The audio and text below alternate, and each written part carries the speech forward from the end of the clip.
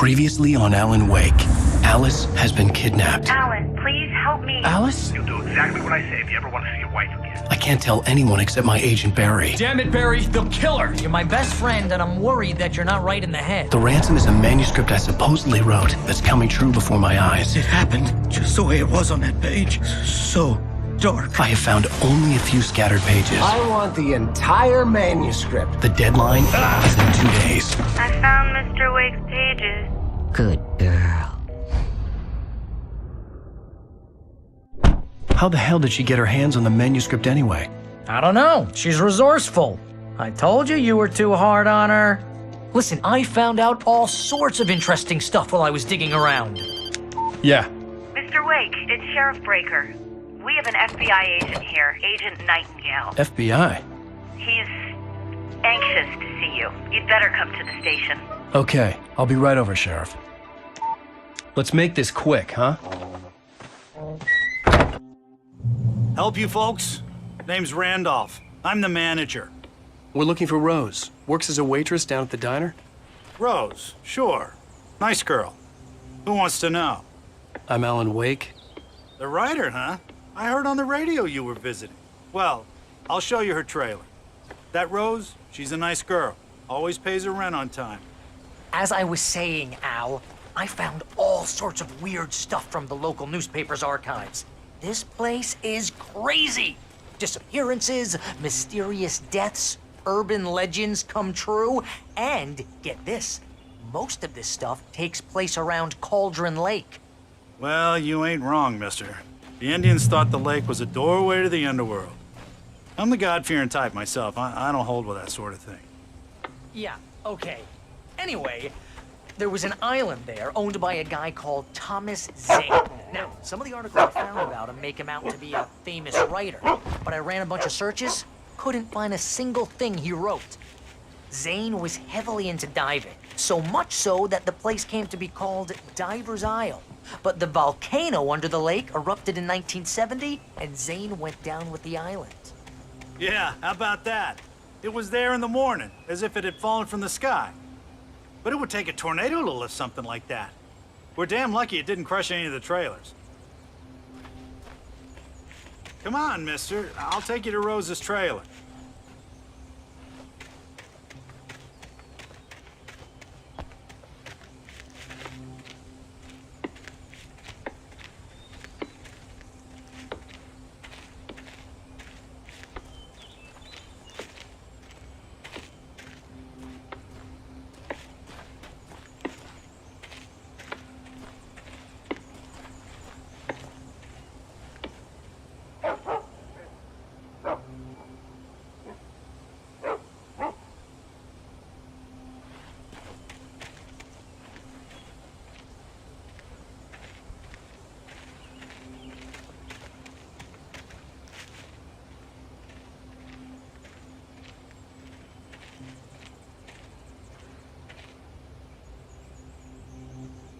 It gets better. A local girl, Barbara Jagger, drowned in Cauldron Lake just a week earlier. They were lovers. Sure, Jagger's a local spook story. The Scratching Hag comes for you in the dark. Childish stuff like that. Anyway, Al, I'm just getting to the best part. All of the articles about this stuff were written by Cynthia Weaver. I asked around, and she's that crazy bag lady you met. What, the lamp lady? She can be a little loopy, but she's not homeless or anything. Yeah, anyway, she knew both Jagger and Zane before they both died, and she had some kind of a breakdown.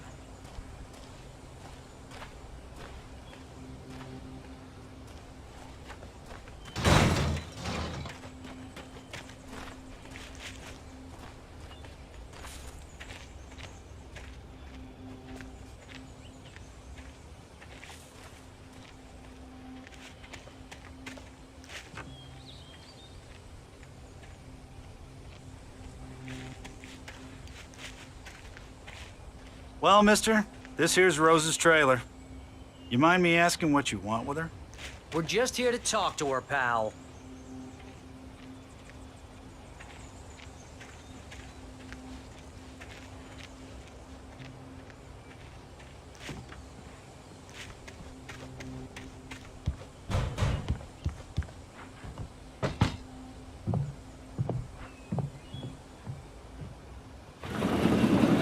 to...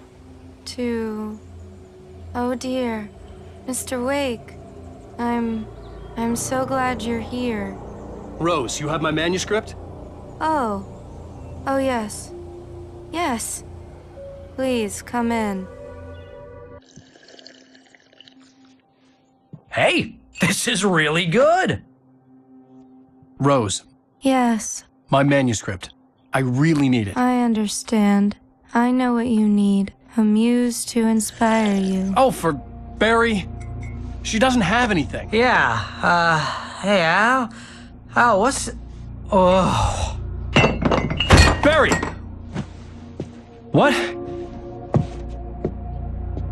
What?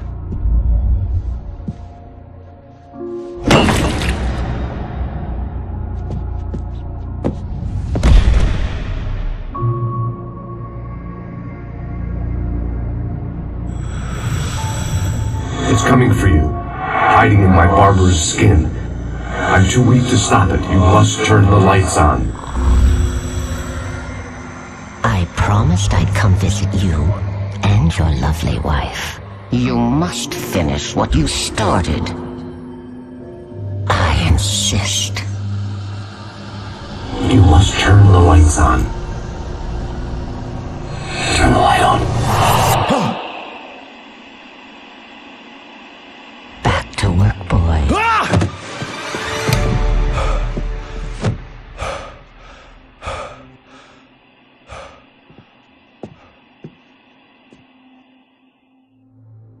I felt nauseous, hungover. Only anger kept me going. I can't tell reality from dream anymore, but it seems I have an imaginary editor to help me. She's an old woman in a funeral dress. I call her Barbara Jagger. She's very strict. I'm writing faster and faster. My manuscript is being heavily revised. The edits are getting very aggressive, and each day there's less of me and more of her. I hate it, but I know she's right. She promises me I can save Alice this way. She knows more of this than I do. About the complex incantation I'm attempting.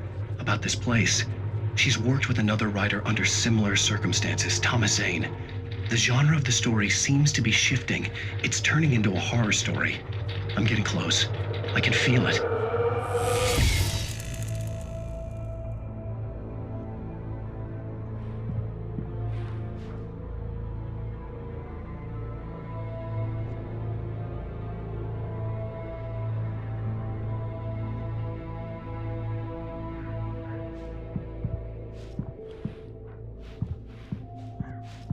Rose took a day from me. I had less than 12 hours left to meet the kidnapper.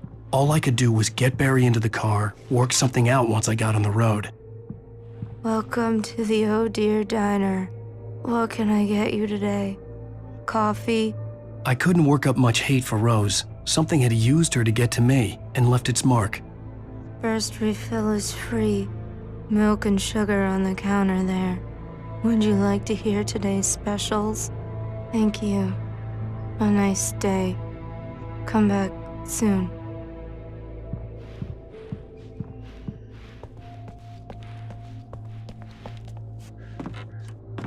Barry was out of it. He was way too heavy to carry. You're right. I deserve more money. I'm so handsome.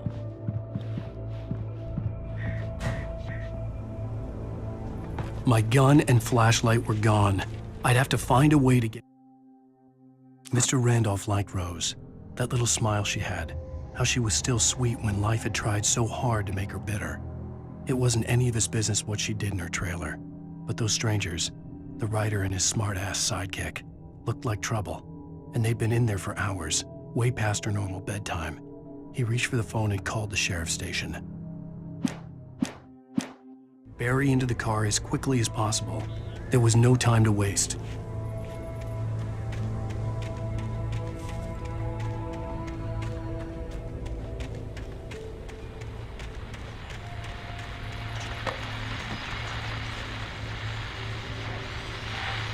I just stepped outside to catch a breath of fresh air. Let me tell you, the weather's getting heavy.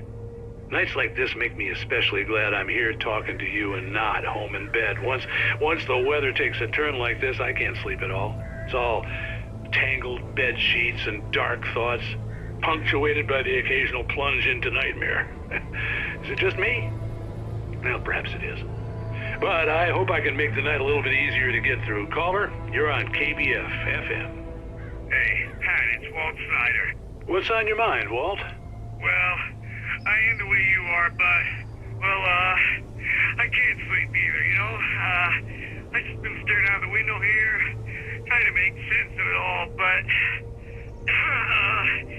I ain't been drinking either, you know? I just... Well, you sound like a man with a problem, Walt. Yeah, I had argument with Danny, and, then I got in trouble with the law, and, I'm just, well... I heard something like that, Walt. Yeah, well, Danny's my best friend, and, they let me out on bail today, and now I'm just alone here at the window, waiting. Man, and there's something in the air tonight, man. I was just outside looking up at the sky above our broadcast tower thinking the same thing. What are you waiting for, Walt? I don't know. Something's gonna happen. I think I better go. Well, Walt, maybe... No, thanks, Pat. Well, good luck to you, Walt. Hang in there. Let's take a little break, folks. This weather's really something else, huh? How can I be sure you won't walk away? Why'd you love deception? Money lives this way.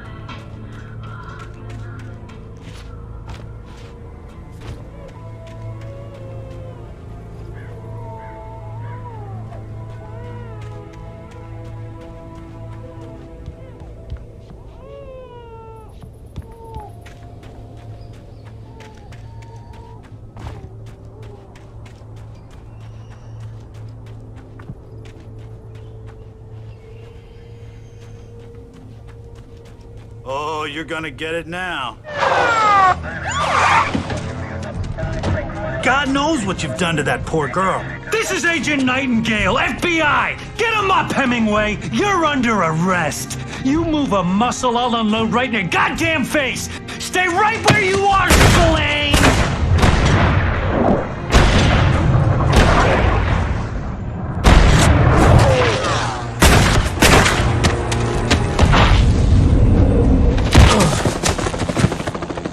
What are? I'm standing right here, you goddamn maniac!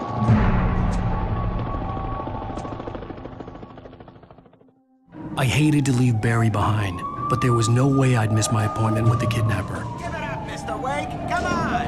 Take it easy! Get after it! Don't let him get away! Move it! Move it! Move it! I'll have you shot if you let him get away!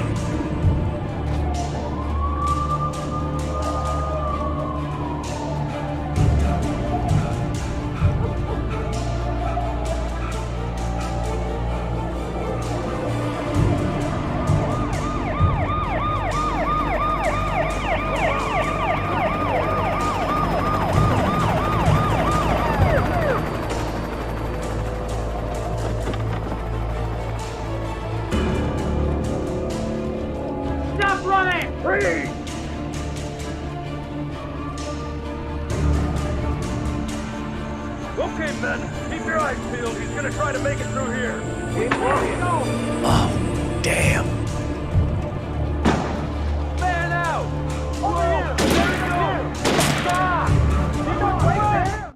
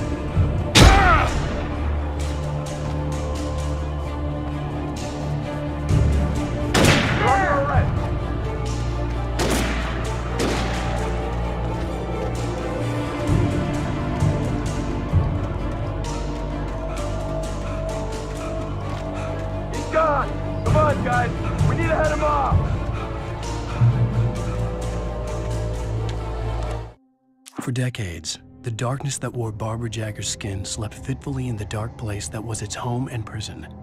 It was hungry and in pain.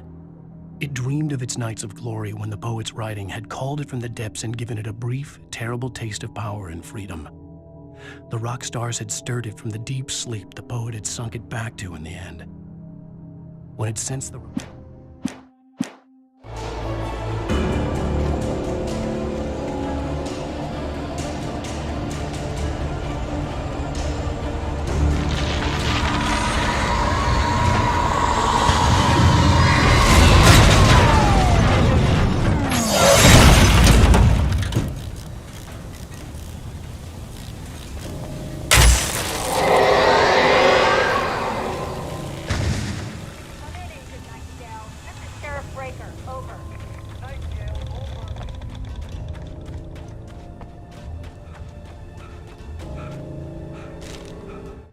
Rose didn't know how the strange old lady got in her trailer, and she looked wrong somehow. The woman showed her teeth in an approximation of a smile and traced a finger down Rose's cheek. "Pretty girl," she said. Rose felt as if she was falling asleep, but her knees didn't buckle. The crone spoke in a whisper, her words ice cold and dark in Rose's ear.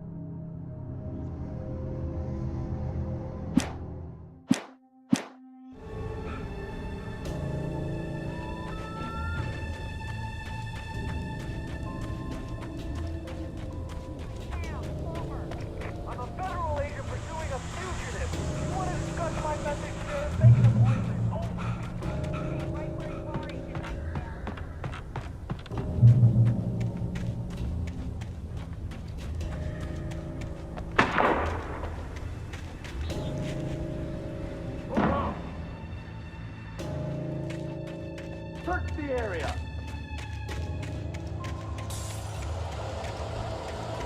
Stay sharp. This way. Over here.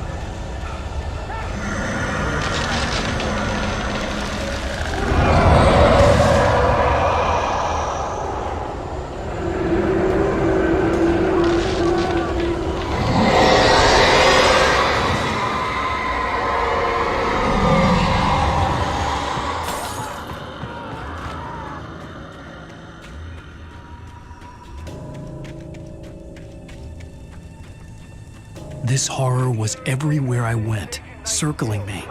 The cops didn't stand a chance. They were after a writer, not a monster. Telling me that geek writer just took out my deputies? Are you kidding? I mean, have you seen this guy? He wears a tweed jacket. Over. He's the guy we're chasing. If it's not him, who then? Bigfoot? Over. I don't know yet, but I'm not in the habit of jumping to conclusions. That tends to come back and bite you in the ass. Out.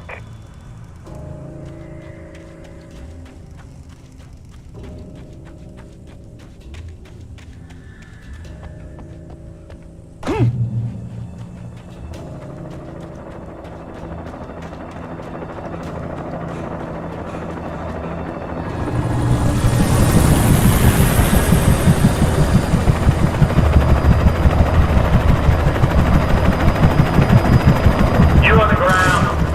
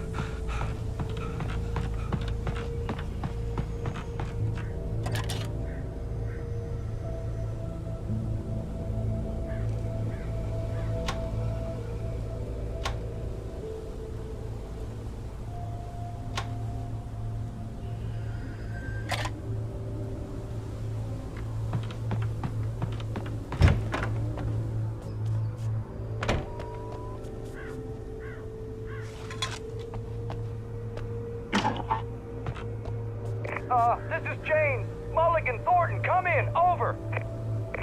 Thornton here. James, we got both Wheeler and Rose in custody. They didn't put up a fight or anything. Why, they were... Hey, Mulligan, what are you doing? Come on! Sit down and give me that. James, Mulligan here. Over. Go ahead, Mulligan. Over. We got Wheeler and Rose here. Wheeler's drunk or hopped up on something. Speaking of which, that Fed had a pretty distinctive whiff of Otis Scotch about him, if you know what I mean. Over. I don't have anything on that, Deputy Mulligan. Over. Well, whatever. Anyway, Rose is just being plain weird here. You better get Doc in to take a look at both. Over. Gotcha. You better get them here quickly. The, Fed's gonna want to interview Wheeler. Over. Oh, yeah, I'll bet he does. Looks like they have a lot in common. Mulligan out.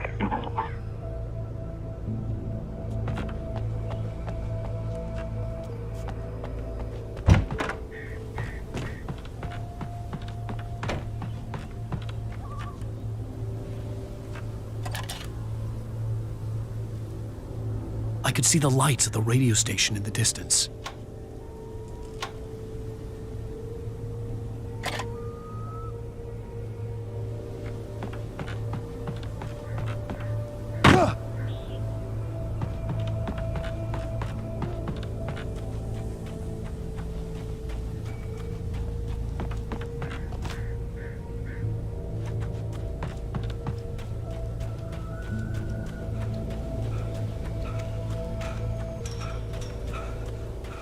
I imagined that the broadcast tower in the distance was part of the local radio station. Maine seemed like a decent guy. Perhaps he could give me directions to the coal mine.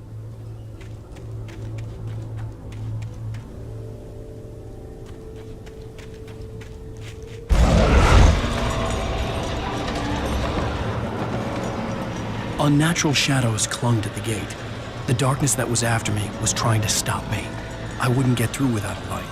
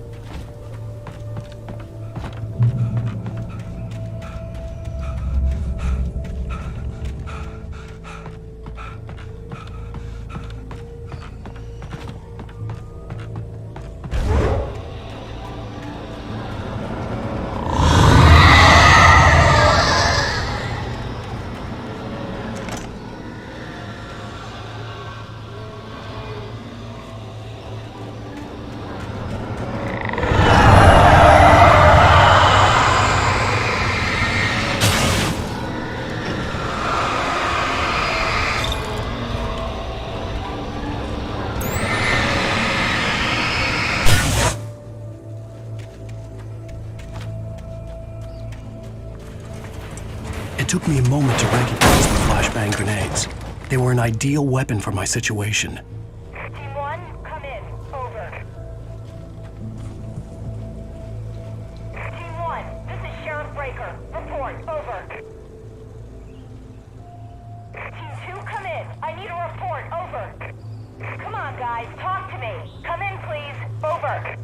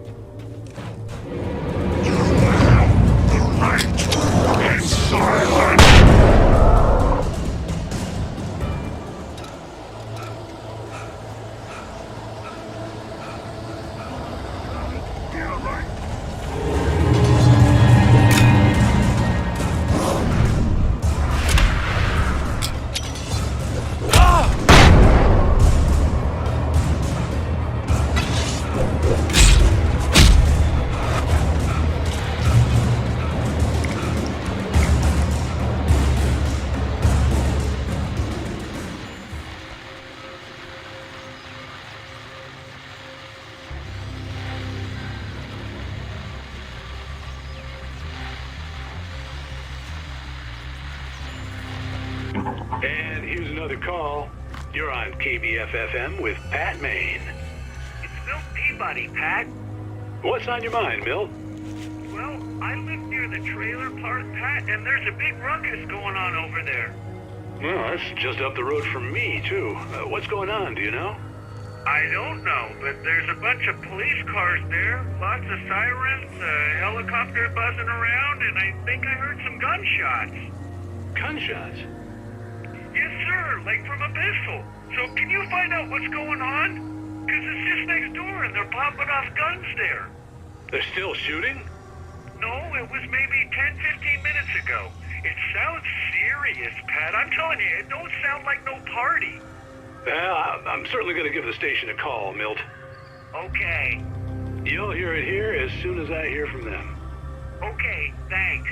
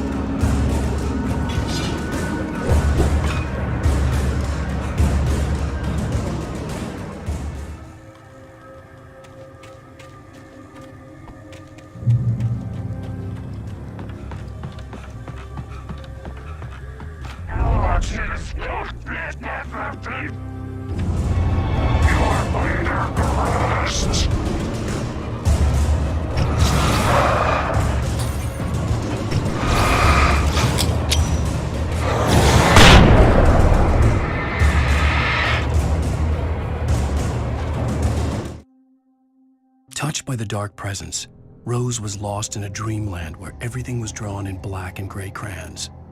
The old lady had promised her that all her wishes would come true. She would be Alan Wake's muse.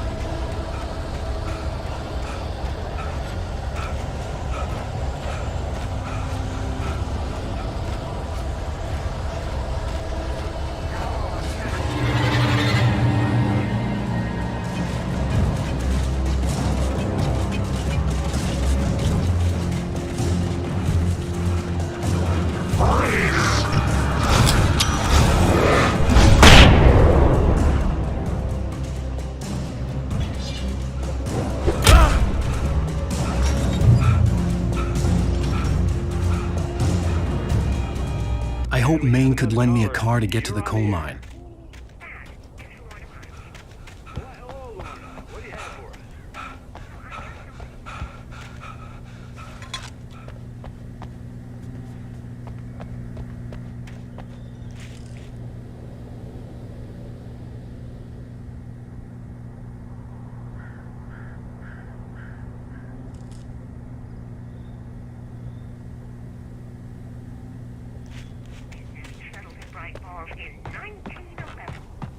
Well, thank you very much for that.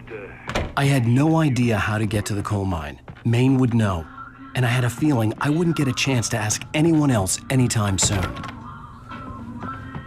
Oh, here's a little surprise. The famous writer Alan Wake just walked in. Folks, I'm going to see if I can talk him into an interview. Come on in, Mr. Wake.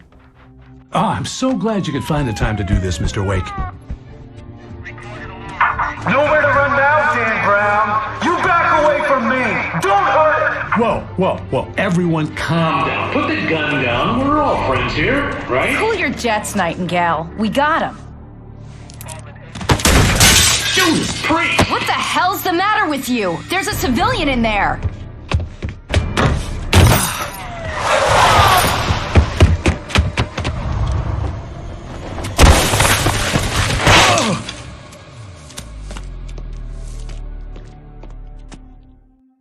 I'll get you yet, even if it kills me. You hear me? You hear me, H.P. Lovecraft? I had fallen off so many cliffs it was ridiculous. That's what you get for naming a book The Sudden Stop. It was probably good I hadn't had the chance to tell Maine where I was going. I'd have to lose the cops and find my own way to the mine.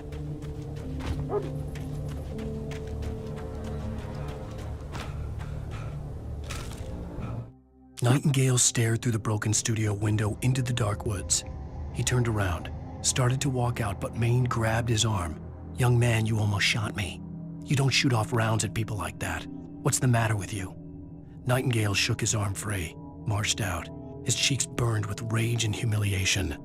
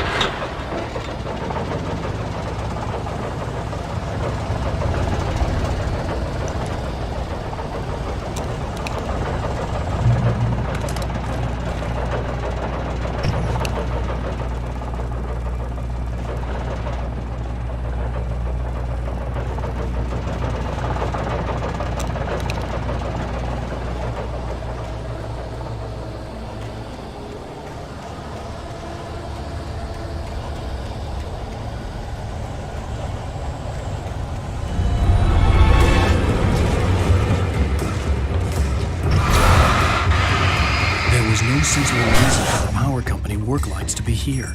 It was almost as if they'd been left for someone like me to use.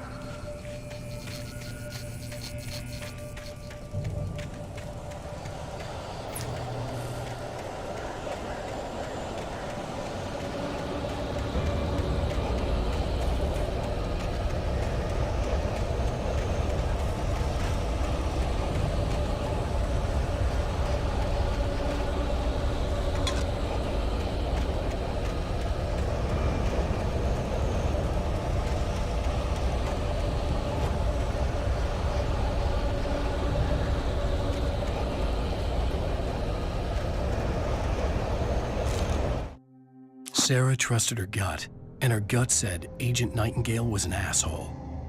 He felt wrong, and it wasn't just the smell of stale booze.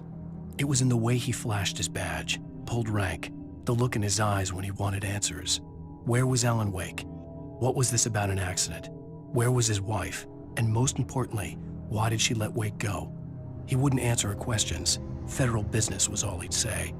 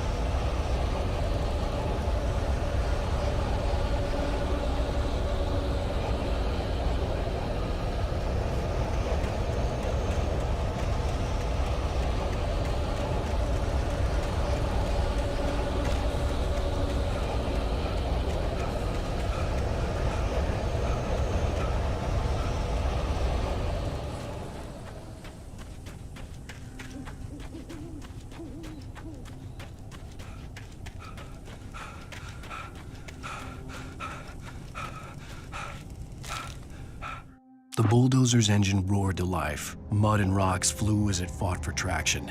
It crashed through the concrete.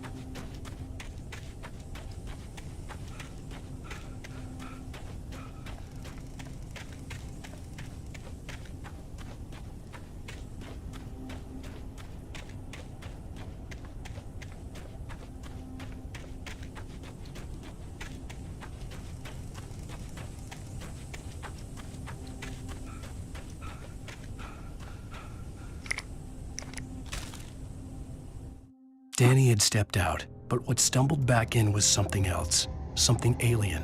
A monster. Walter tried to kill it, first with his fists, then a chair. It wouldn't die. Instead, it kept coming, unaffected by the beating it had taken. After Walter managed to kick it down the cellar stairs, fear took...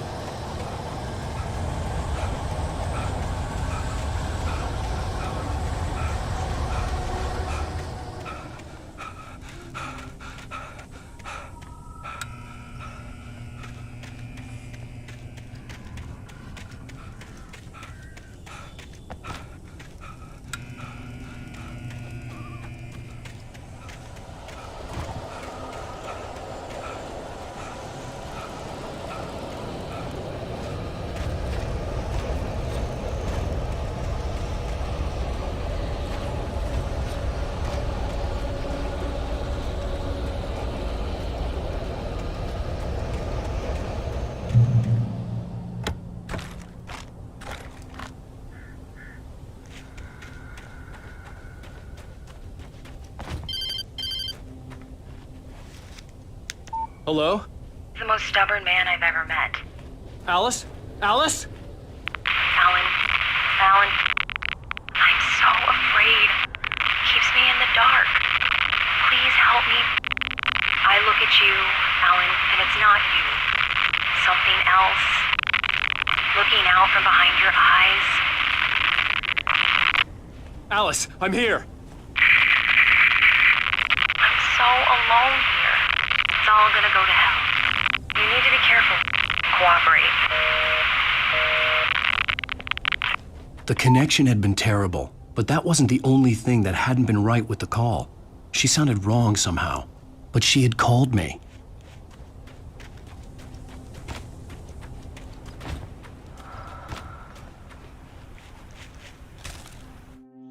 pipe wrenched itself loose from the bridge's steel framework.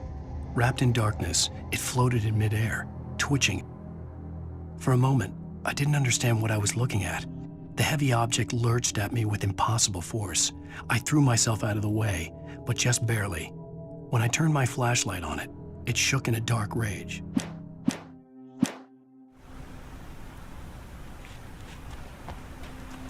I could see a railway bridge up ahead and a warehouse of some sort on the opposite shore. I hoped I could find a car from there.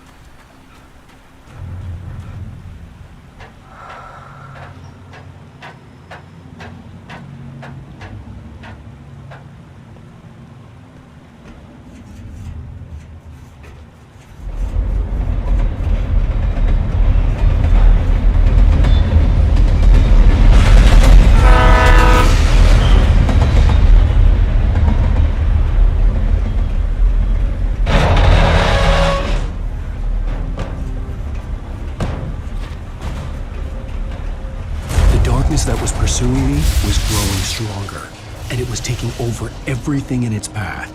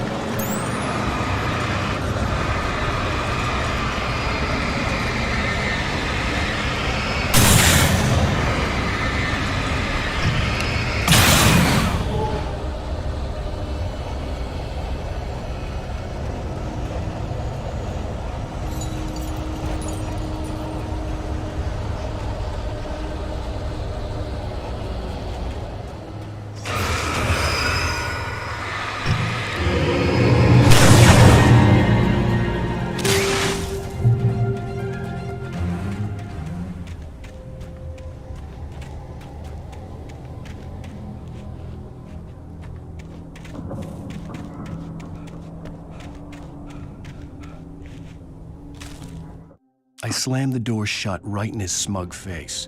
He pleaded for me to open the door. True to form, the asshole actually thought I would obey. I had no sympathy left, no guilt either, not for him. I took a moment to savor the scream. I bet I had a smile on my face. It was all that I had time for. The dark presence was inside the lodge with me.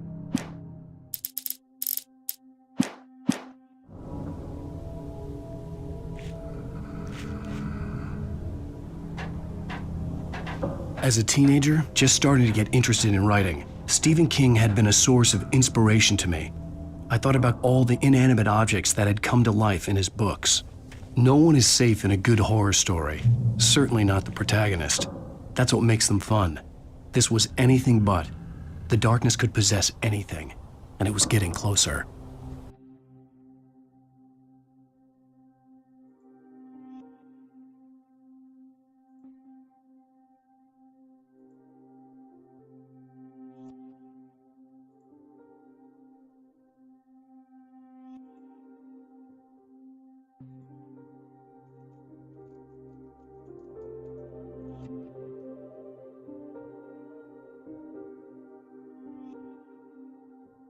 Possess anything, and it was getting closer.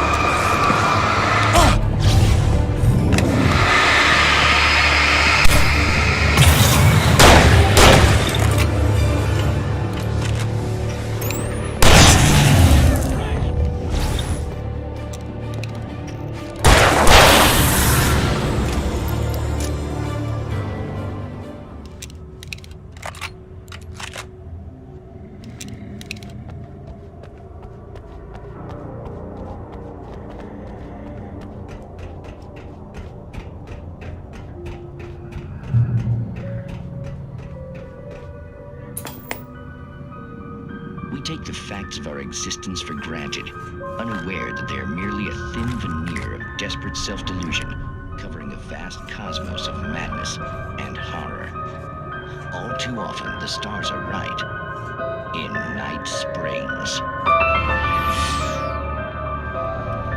Tonight's episode, a family occasion. Journalist Alvin Derlett's trip to study the local customs of an insular community in Night Springs has been less than successful. Until tonight. Well, I'm glad you changed your minds about this. Ancient customs, local mythology. My editor loves this kind of stuff. Well, Mr. Derleth, we don't want to feel like we're on exhibition, but you have demonstrated the seriousness of your intent. Oh, I am serious. Really, just do your thing. I'll stay out of your way and observe. Actually, I thought you could assist us. I'm afraid we are a man short. It would provide you with an intimate perspective. Could I really? Of course, Mr. Derleth. Well, I guess that's the least What would I have to do? Oh, here. Let me show you with a kiss.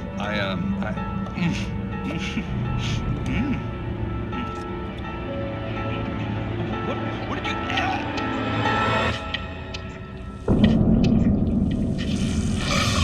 Oh, Mr. Derleth, you have well pleased Nixie Perka, the dweller in flesh.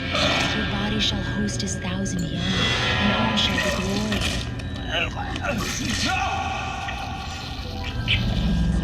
Shh, darling, be calm. Shh. Alvin Derleth learned a harsh lesson. If you go looking for mythology, it may come looking for you. And such quests always bear fruit. In Night Springs.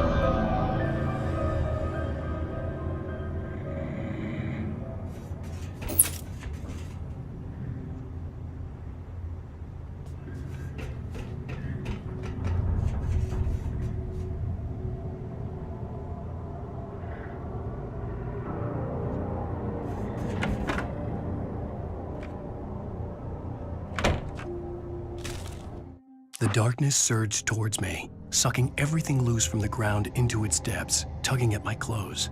I saw the flare the kidnapper had dropped and threw myself towards it just as I felt my feet leave the ground. The darkness embraced me with the force of a tornado.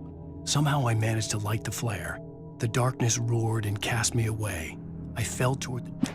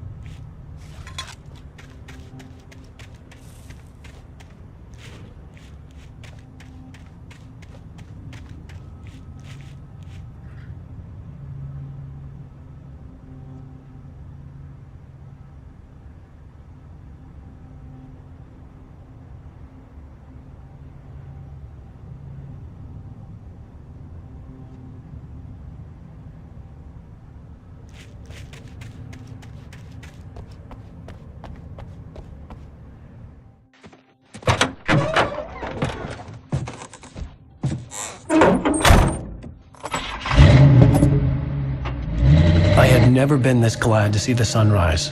I had a couple of hours to get to the coal mine.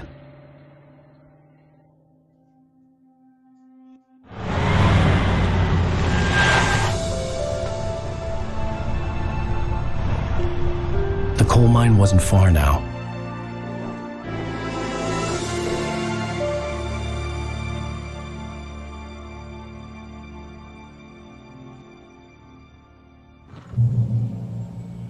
Today, I would meet the kidnapper, and he would give me Alice. I wouldn't give him any other choice.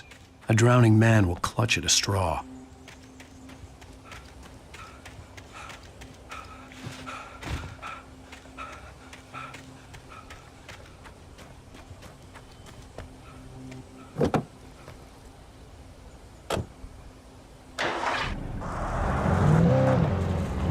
Little by little, without realizing it, I'd come to believe that the story in the manuscript was coming true. The current of its narrative had taken me deeper and deeper into dark waters. Alice had been taken from me. Barry was probably in jail. I was a fugitive from the FBI. The whole world taken over by the dark presence was trying to destroy me. It all felt real, but it matched a textbook case of insanity.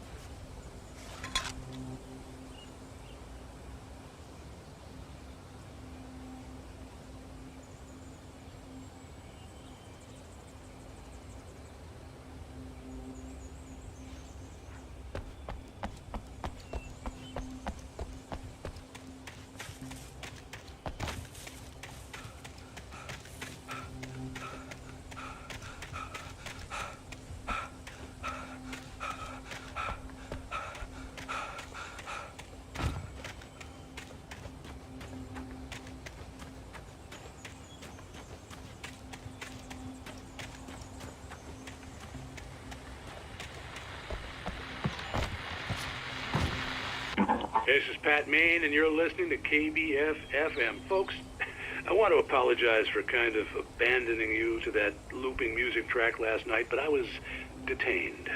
You see, I encountered a big-shot G-man with an itchy trigger finger who could use a lesson in manners and a boot in the ass. Not necessarily in that order, either. Now, folks, I know I'm not being very informative here, and I apologize for that.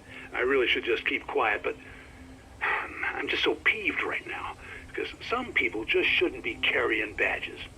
I'm just glad that our Sheriff Breaker was there to straighten things out. And if someone I met last night is listening, let me just say, I'm sorry if my mouth got you in trouble. I'm pretty sure you're not the bad guy here. Godspeed, son. I hope you know what you're doing. Now, on a lighter note, I'll be talking to Dr. Nelson all morning. But first, a little music.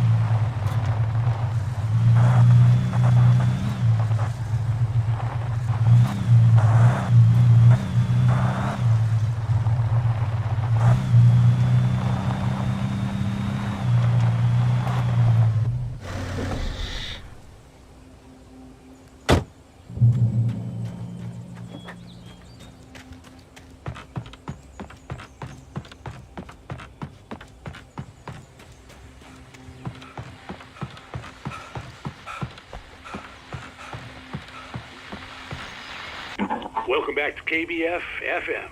Hope you enjoyed that tune. Now, Doc, you were talking about life and finding that special someone, that soulmate. Well, you were talking about that. I was saying I don't buy it. Oh, see, to me, that's strange, because I always pegged you as a hopeless romantic.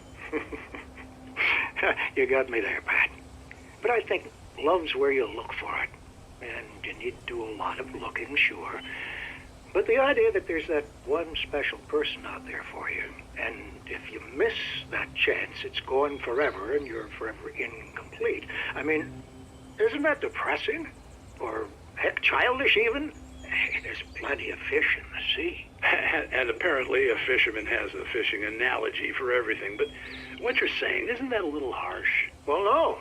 What I am saying is that your potential for finding that connection isn't limited to what's essentially a chance encounter. How is that harsh? Yeah, well, I guess that's a nice thought, but let me say something personal here. Okay. Now, well, I don't disagree with you exactly, but I can't really fit that together with what I feel, what I felt for someone, because she was the one. She was. And I let her drift away from me.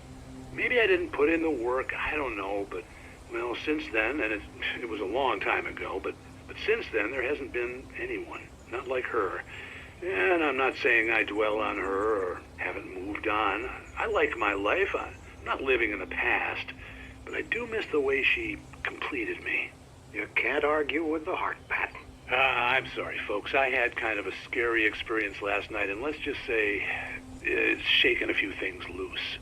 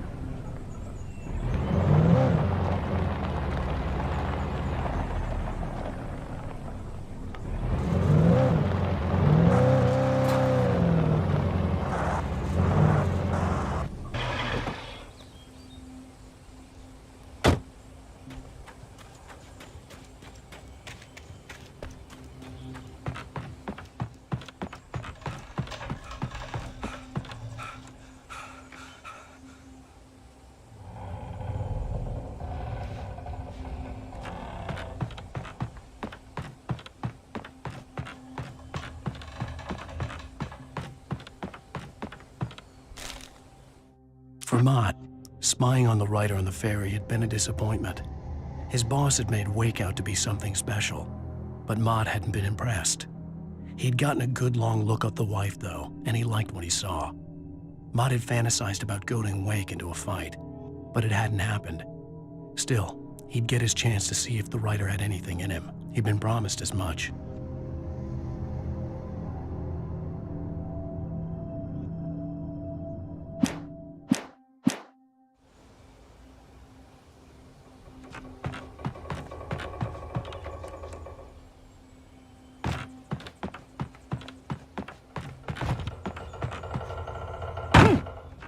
I was early. I was supposed to meet the kidnapper at noon in the main building. The coal mine was quiet. It was a museum now.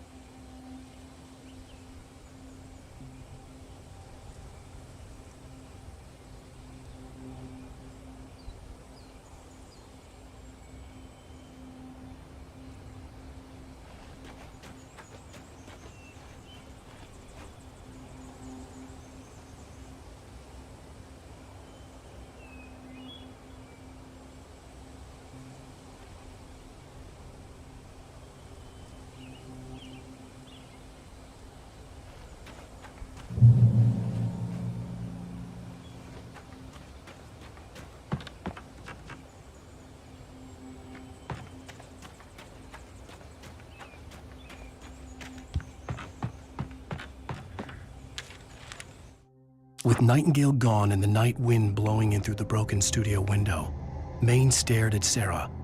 The sheriff looked away. Maine's voice shook with barely controlled anger. That boy's doing more drinking than thinking. I hope you know what you're doing, Sarah. He's got a sickness in his eyes. You take my word for it.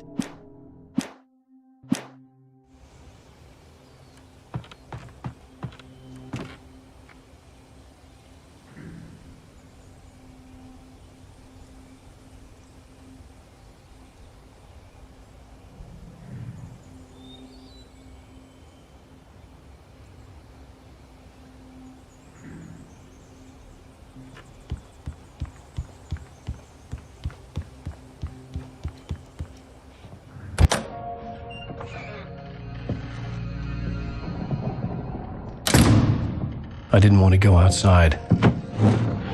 Cops had to be looking for me. The noon sun turned the place into a sauna. The day dragged on.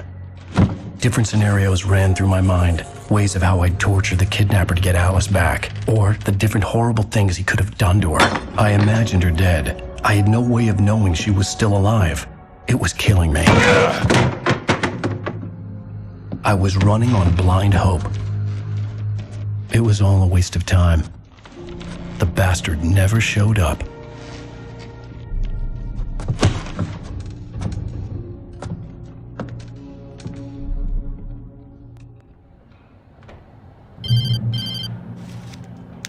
Wake!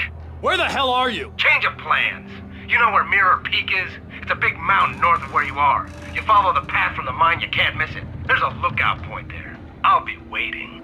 I'm through being jerked around by you. You want to see your wife alive? Because if you do, you better watch what you say to me. Do we understand each other? I want to talk to Alice. Yeah, and I want the manuscript. Don't keep me waiting, Wake. Hello? Hello? Ah! I'm gonna kill him. I had to get to Mirror Peak.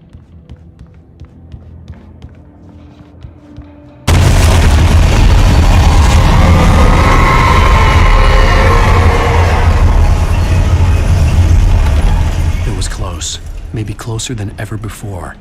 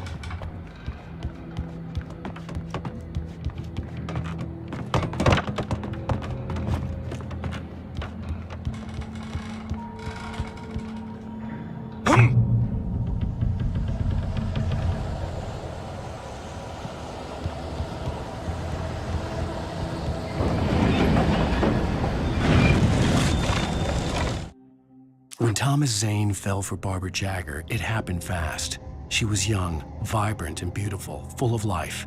He had never been a very happy man, and without any seeming effort, she had changed all that. Zane felt good for the first time in his life. Everything she did was another piece of a jigsaw puzzle he hadn't even known he'd been missing. And best of all, she made the words flow, strong and sharp.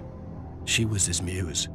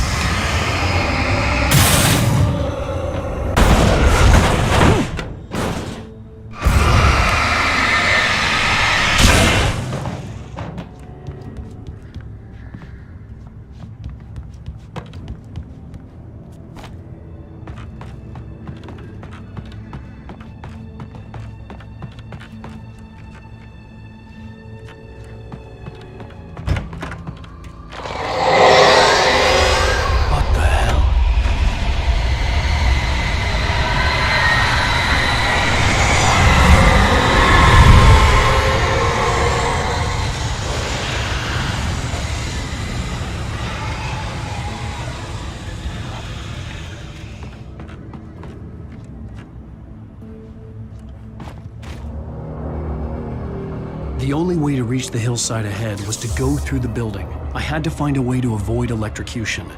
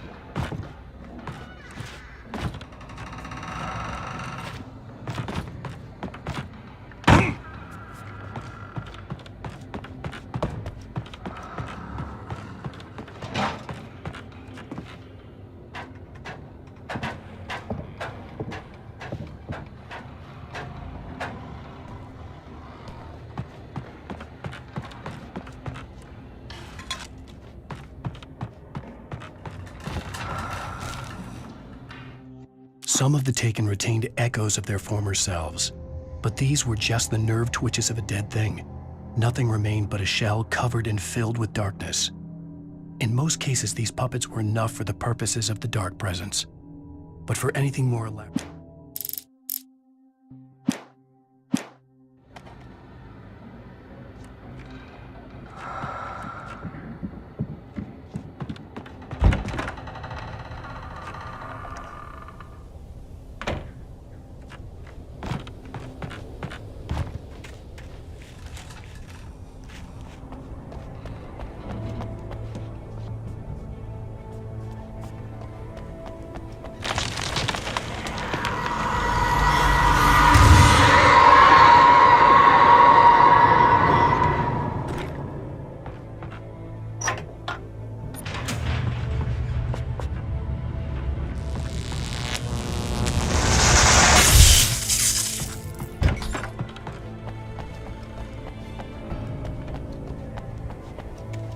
there was no way the flashbang grenades were standard power company equipment.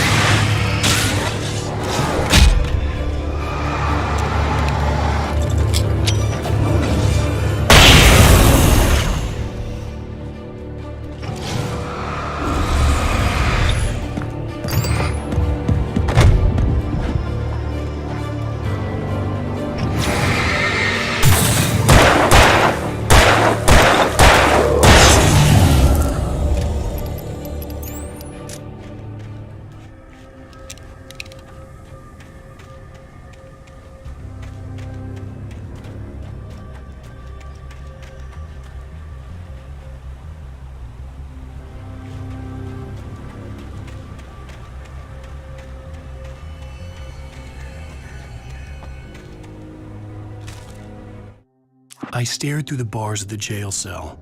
Barry stood behind me, swaying on his feet, looking as ill as I felt. Agent Nightingale stood on the other side of the bars with Sheriff Breaker. Nightingale had a stack of manuscript pages in his hand. He seemed unhinged as he gloated. "Well, I've got you now, Raymond."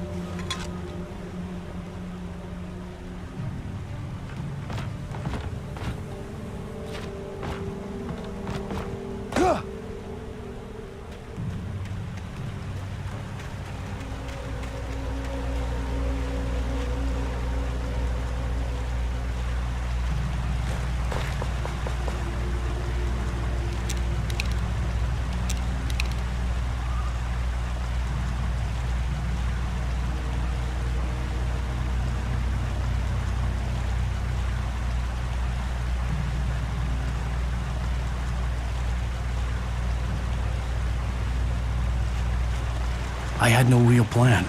I was going to give the kidnapper all the manuscript pages I had for Alice. If that wasn't enough, I'd hold him at gunpoint and make him talk.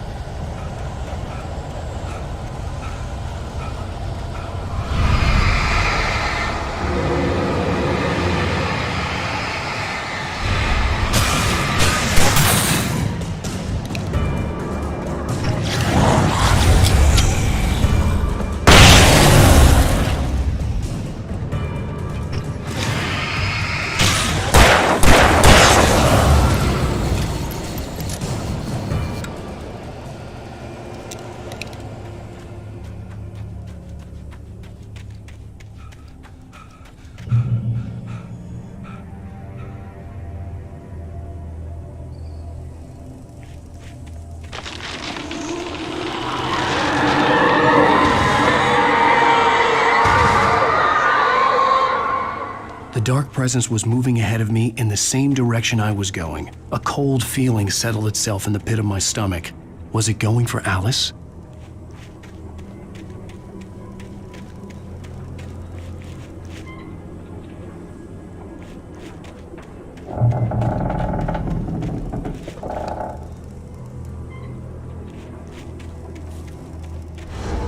The graveyard shift may cause cancer.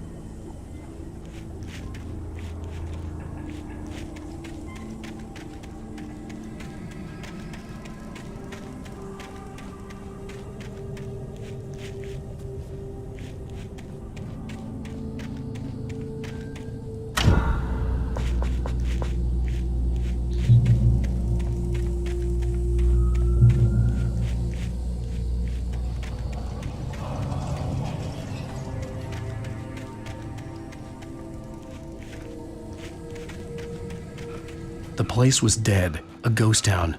Had been for decades, maybe a century.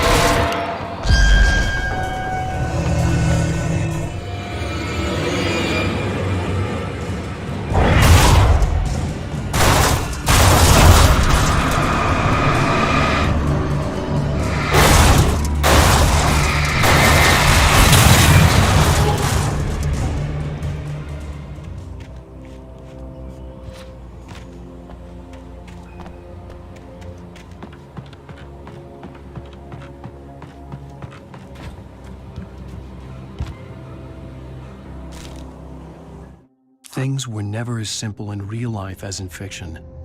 I had lost count of the times I had wished there'd be a clear reason for my writer's block. Something to fight, something to lash out on. There wasn't. I was filled with doubt. I was nothing like the hero in my books. Alex Casey had gone through his life with single-minded determination.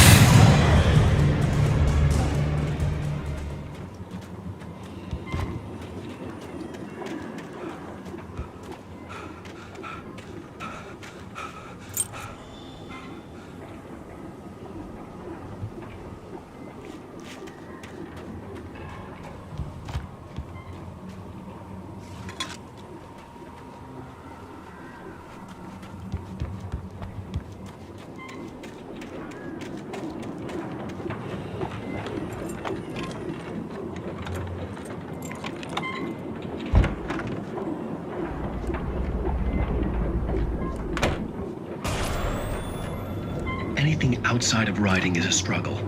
I feel ill. I managed to make my way downstairs. There's a shoebox filled with books and papers by Thomas Zane. It's very hard to focus, but I managed to read some of it. He's a poet, and a good one. He writes of muses and creators summoning fabulous things from a magic lake, using his powers to shape the world of a realm of gods and dreams and demons, dark things that wait for a chance to slip through, wearing the flesh of men as disguise. Zane writes about himself, his girlfriend being taken over by a dark presence, about growing scared of the lake. Zane believes it's a mirror to the gaping void of darkness above, where some Lovecraftian presence lurks. I crawl back upstairs. I'll borrow these things for my story. They ring true. They fit.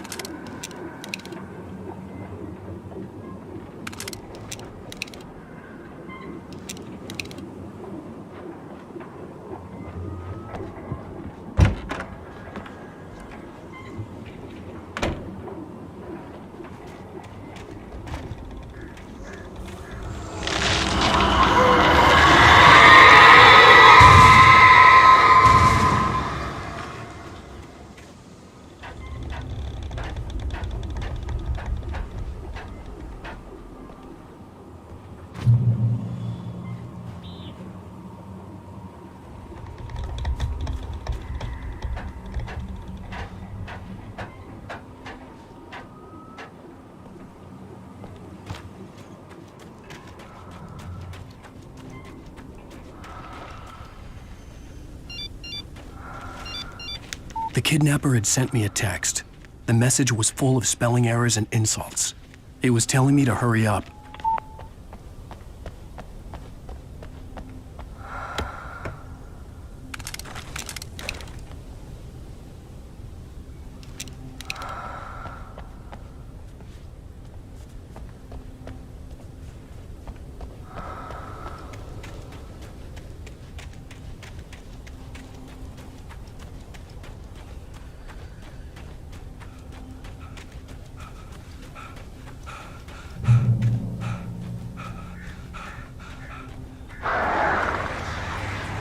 Birds.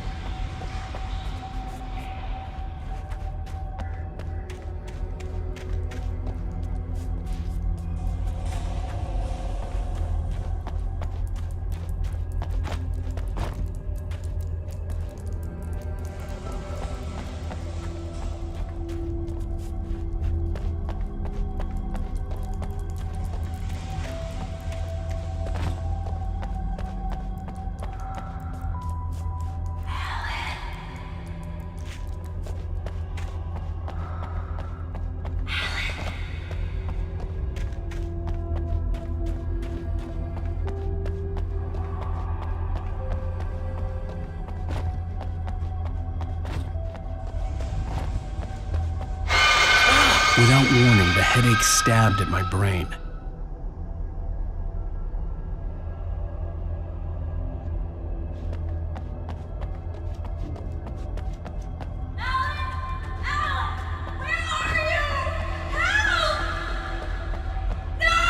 Alice? Alice!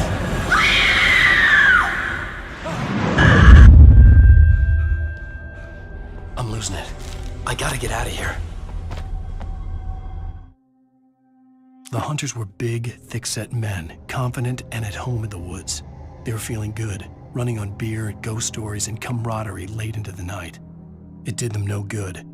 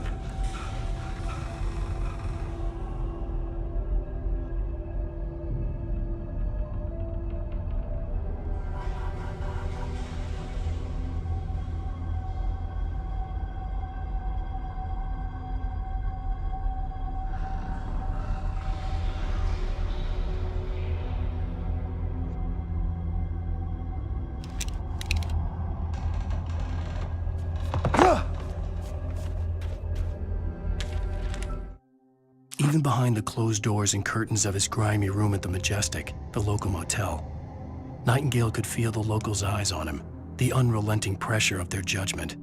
He forced it out of his mind. For all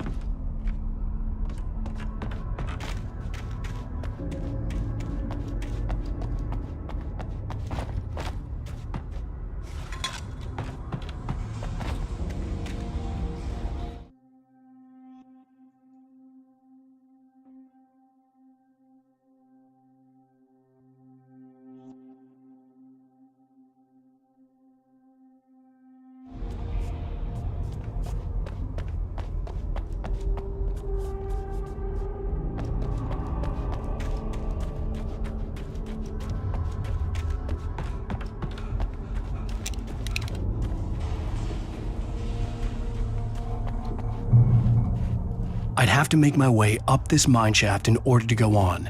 Maybe the machinery could help me with that.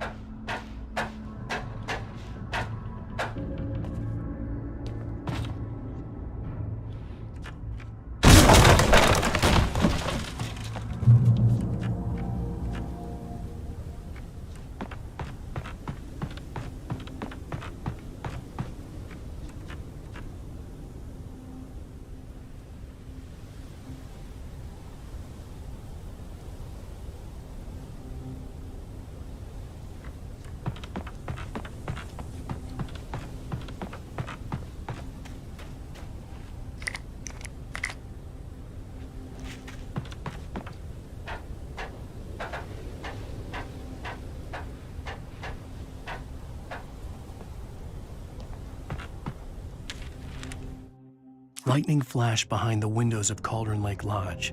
Tor Anderson laughed and held the steel hammer above his head. Nurse Sinclair was trying to calm him down without success. Tor grinned madly and shouted, "My hammer's up. Here's a friendly poke from Molnir, wench." He brought the hammer down with all his might on Sinclair's head. "We're on a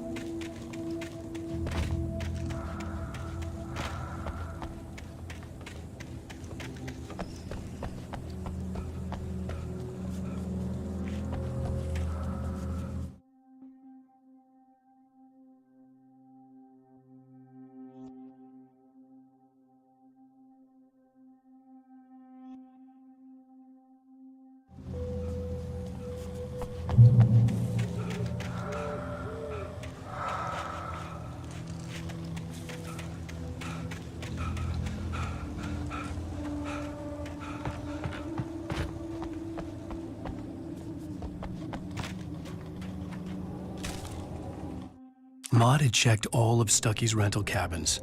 There had been no sign of the Wakes. It was dark when he'd found their car parked at the end of the road by Cauldron Lake. It made no sense. They must have taken a wrong turn, but there was no sign of them, and the car had been there for hours already. Frustrated, Mott stood on the rotten ruin of the footbridge that had once...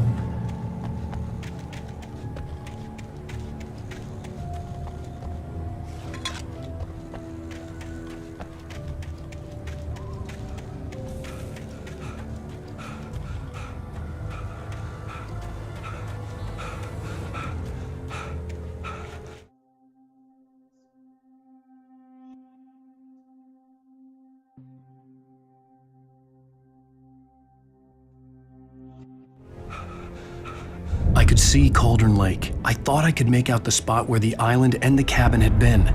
There was a light near it. It had to be a boat.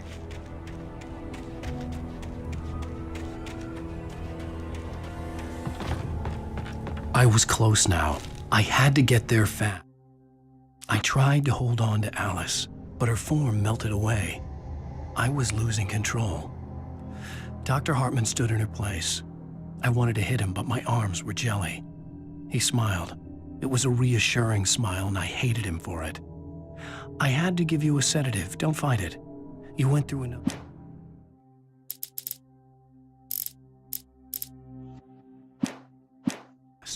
I dreaded what I would find.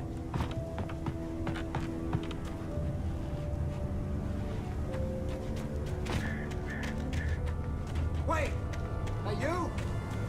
Wait! Hey, I'm here! I'm coming! No! Get away! I'm sorry. Please, lady. The boss didn't know who he was messing with. I didn't know. I swear I didn't know. We don't have his wife.